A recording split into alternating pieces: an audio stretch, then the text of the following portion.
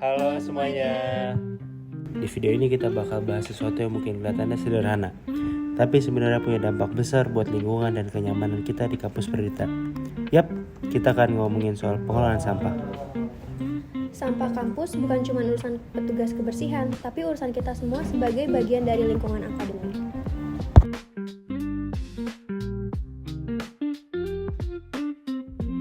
Setiap hari, kampus Pradita menghasilkan sampah dalam jumlah yang cukup besar, mulai dari sampah daun, kertas, bungkus makanan, sampai makanan dari kantin. Masalahnya, tanpa sistem pengelolaan yang rapi, sampah-sampah ini cepat menumpuk dan malah bikin lingkungan kampus kita kelihatan kumuh.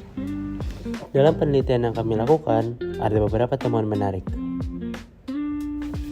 OB atau office boys yang ada di gedung A saat ini terdapat 3 orang untuk mengurus satu gedung ini. Hal ini disampaikan langsung oleh Mas Mario selaku General Affair. Saya masih kurang banget ya pengelolaannya, apalagi masih banyak kelas-kelas yang kotor. Kalau itu sih dikarenakan ya jumlah OB yang kurang. Karena tim cleaning service kita hanya membantu membersihkan di lantai 2 aja, dan itu hanya beberapa kelas. Dan sedangkan OB kita di gedung ini kita cuma ada 3. Itu dari pagi sampai malam.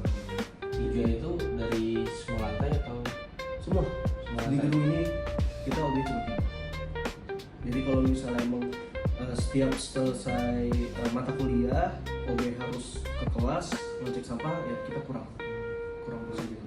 Makanya mungkin juga kita mohon bantuannya juga buat mahasiswa, buat ya jaga kebersihan kelas gitu. Karena kita sedikit agak bawel kalau misalnya lihat mahasiswa makan nih di kelas, kita agak lumayan bawel. Karena hal itulah sampah jadi banyak yang menumpuk di tempat sampah.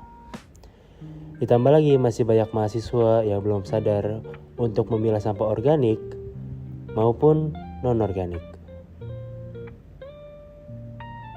Hal ini disebabkan karena kurangnya edukasi serta belum adanya kebiasaan yang terbentuk dari diri mereka. Terkadang ada juga kendala soal logistik dalam pengelolaan sampah. Seperti sampah yang sudah dikumpulkan di TPS, kadang masih tercampur lagi. Lalu, frekuensi pengangkutan yang belum konsisten membuat beberapa titik menjadi cepat penuh. Berdasarkan observasi tadi, ada beberapa langkah yang bisa diterapkan kampus untuk memperbaiki kondisi ini, seperti memperbanyak fasilitas pemilihan sampah area yang ramai, seperti di kelas, kantin, koridor kampus, dan sekitaran kampus. Kemudian, kampanye edukasi dan sosialisasi bisa dilakukan, misalnya membuat program Pradita Zero Waste, workshop, atau seminar terkait pengolahan sampah. Kemudian, kampus juga bisa melakukan pengolahan sampah organik seperti mempertimbangkan untuk membuat unit kompos kecil yang memanfaatkan sisa makanan kantin. Kemudian bisa juga dengan memperbanyak pekerja kebersihan. Hal ini membuat optimalisasi pengangkutan sampah lebih efisien agar sampah tidak menumpuk. Lalu, kampus juga perlu membuat kebijaksanaan resmi terkait standar 3R, yakni reduce, reuse, dan recycle. Jadi, mengelola sampah itu bukan cuma soal bersih-bersih, tapi juga memastikan kampus kita nyaman, sehat, dan berkelanjutan. Perubahan ini juga nggak akan terjadi kalau cuma 1-2 orang yang bergerak. Oleh karena itu, kita sebagai bagian dari Pradita University memiliki peran untuk membuat lingkungan kampus jadi lebih baik.